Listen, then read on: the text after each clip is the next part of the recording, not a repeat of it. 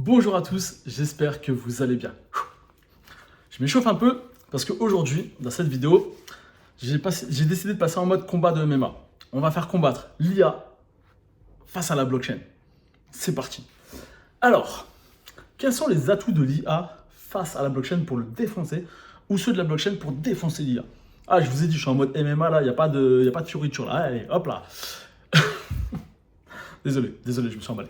Donc, plus sérieusement, parlons vraiment de cet aspect IA versus blockchain, parce qu'aujourd'hui, on met beaucoup en avant l'IA, alors que, personnellement, après c'est un avis qui ne concerne que moi, je pense que la blockchain va beaucoup plus révolutionner notre monde que l'IA. Et donc, c'est un débat qui, je pense, est hyper intéressant. J'espère que vous me mettrez vos avis en commentaire. Attendez peut-être que je vous donne mes arguments avant, parce que sinon...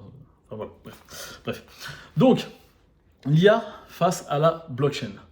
Pour moi, l'IA, c'est une révolution technologique hyper intéressante, surtout d'un point de vue rapidité. J'hésite à dire créativité, mais je ne suis pas vraiment d'accord avec ça. Donc, surtout pour moi sur la rapidité. Pourquoi? Parce que l'IA fait ce que l'être humain est déjà capable de faire. Donnez-moi un exemple de choses que l'IA fait que l'être humain ne sait pas faire. Je ne pense pas que vous pouvez me citer ça. Et certes, elle le fait beaucoup plus rapidement. Alors là-dessus, il n'y a pas de problème. Elle le fait, il n'y a même pas de mots pour dire beaucoup plus vite. Pour autant, l'être humain serait déjà capable de le faire. Je vais prendre un exemple très simple. Si vous voulez faire le résumé d'un livre, vous devez d'abord lire tout le livre et ensuite prendre le temps de faire un petit résumé, etc. Et effectivement, l'IA aujourd'hui vous le fait en quelques secondes, sans même avoir lu le livre. Enfin, est-ce qu'elle l'a lu, est-ce qu'elle l'a pas lu? Est-ce qu'on peut dire qu'une IA a lu un livre d'ailleurs? Bref, je m'égare.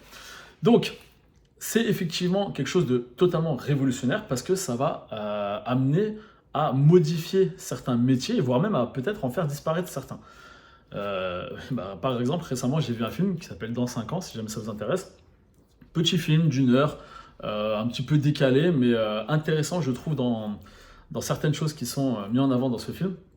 Et notamment à un moment donné, donc en gros, la personne se retrouve prolongée dans 5 ans, en fait, donc en 2028, et il dit par exemple que le métier des graphistes et de scénaristes ont disparu à cause de l'IA. Et c'est vrai qu'en soi, aujourd'hui, je pense qu'il y a effectivement certains métiers qui vont pas mal souffrir de l'arrivée de l'IA. Donc oui, c'est un outil absolument révolutionnaire et qui va modifier plein de choses dans nos vies. Ça, je le conçois. Mais encore une fois, l'IA ne fait que ce que l'être humain sait déjà faire.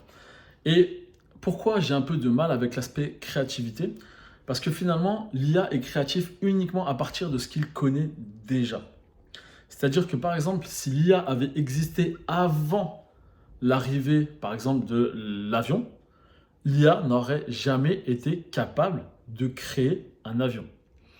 Et ça, l'être humain l'a fait.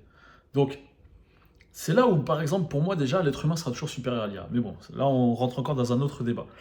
Très intéressant, certes, mais j'ai pas le temps de faire tout ça dans une seule vidéo. Donc, voilà, autre élément aussi que j'ai entendu une fois dans une vidéo et qui est très vrai, c'est que si, par exemple, l'IA, vous la mettez avant l'époque de Galilée, eh bien, elle va vous dire que la Terre est plate et que c'est le Soleil... que la Terre est plate et que le Soleil tourne... bref, vous avez compris le truc, quoi.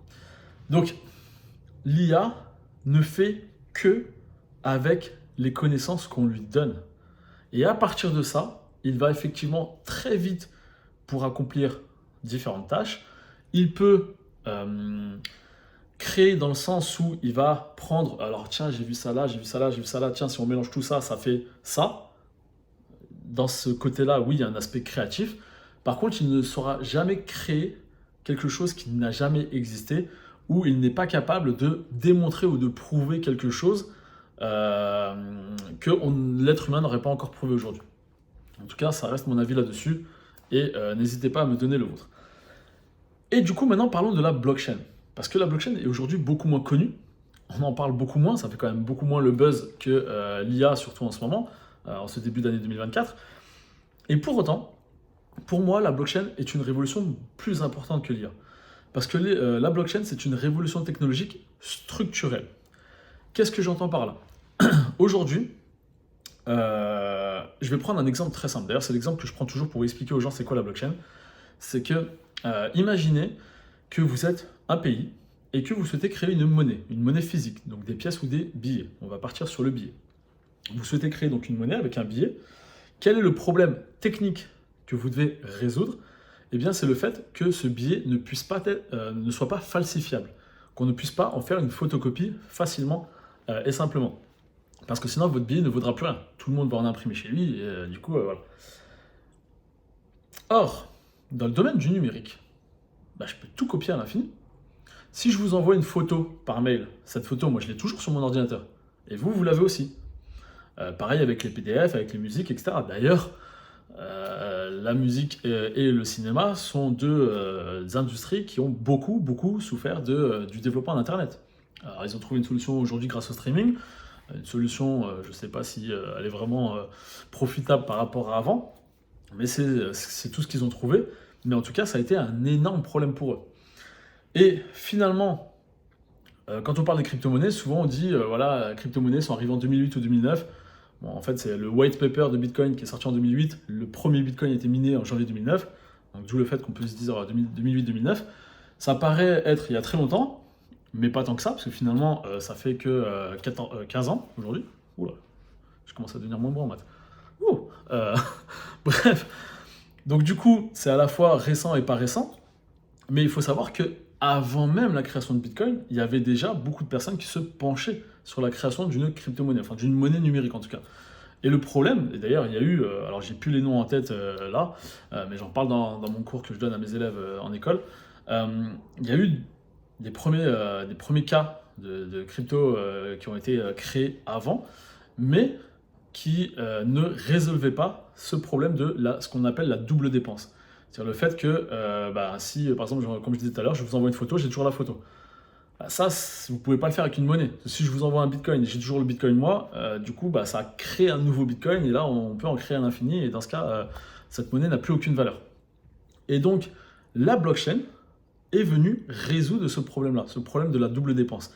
Et donc, du coup, un bitcoin ne peut pas être falsifié. Je ne peux pas créer un bitcoin si je n'en ai pas en fait. Enfin, non, en plus, c'est débile ce que je viens de dire là en fait. Donc ça voudrait dire que si j'ai un bitcoin, je pourrais en créer un. Bah non, en fait, pas du tout. Pas du tout. Pas du tout. Bref, je ne peux pas falsifier un bitcoin. Je ne peux pas faire croire que j'ai un bitcoin. Je ne peux pas créer un faux bitcoin. Bref, ce n'est juste pas possible.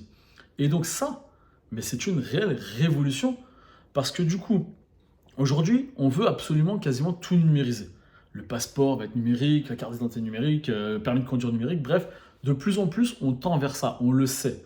Le problème, c'est que si votre passeport devient un document numérique, comment savoir si on ne peut pas le falsifier? Comment faire en sorte que quelqu'un ne puisse pas l'utiliser à ma place? Eh bien, grâce à la blockchain.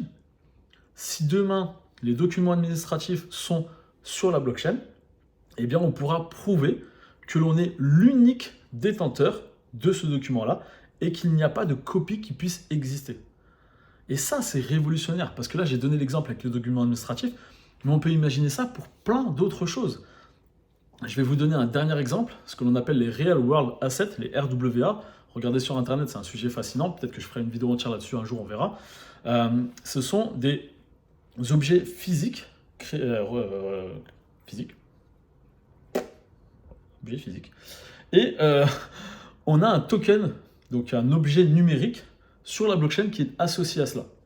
Donc imaginons, par exemple, je veux vendre ma voiture. Eh bien, en réalité, quand la personne vient m'acheter la voiture, elle va récupérer le token. Je vais lui envoyer le token sur la blockchain.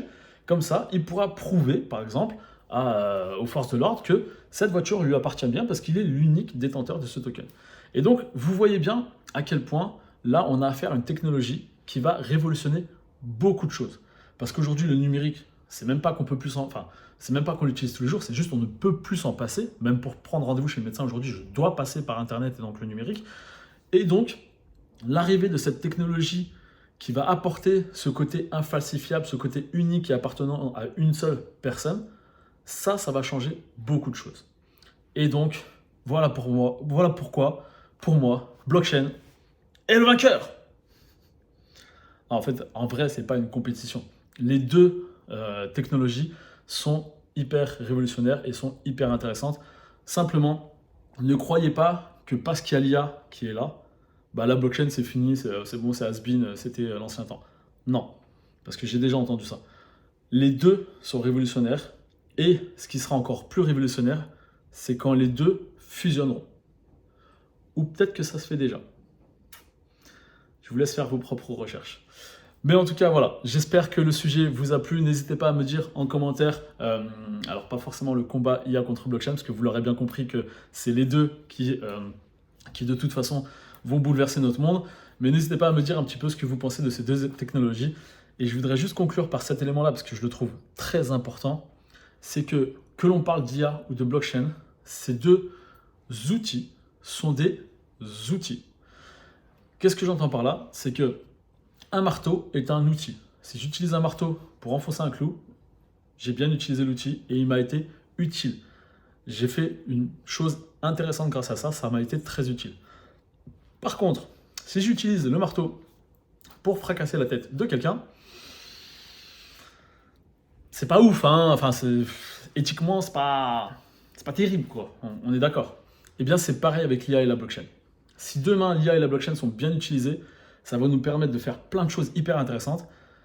Par contre, il faudra faire attention à comment l'être humain va l'utiliser. Parce que ce n'est pas l'IA le danger de l'être humain, c'est l'utilisation de l'IA par l'être humain qui peut être un danger pour l'être humain. Et ça me semblait important de terminer par ça. Je vous remercie beaucoup d'avoir écouté cette vidéo, j'espère qu'elle vous a plu. N'hésitez pas vraiment à me le dire en commentaire, à mettre un petit pouce, à la partager surtout si vous pensez que ça peut parler à des amis à vous. Et je vous souhaite à tous une excellente journée.